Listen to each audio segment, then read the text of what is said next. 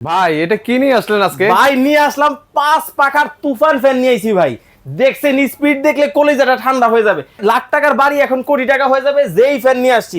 Original Pakistani fan, বাতাস হবে একেবারে শীতল বাতাস। দেখেন না প্রিন্ট দেখেন, জাস্ট মাথা নষ্ট করা কিন্তু ডিজাইন কিন্তু হবে। কোয়ালিটিটা দেখেন কতটা প্রিমিয়াম কোয়ালিটি হবে। মডেল কিন্তু ভাইয়া অনেক অনেক আছে। এরপরে দেখেন এইটা দেখেন, এইটা দেখেন, এটা কিন্তু আরো চমৎকার লুক।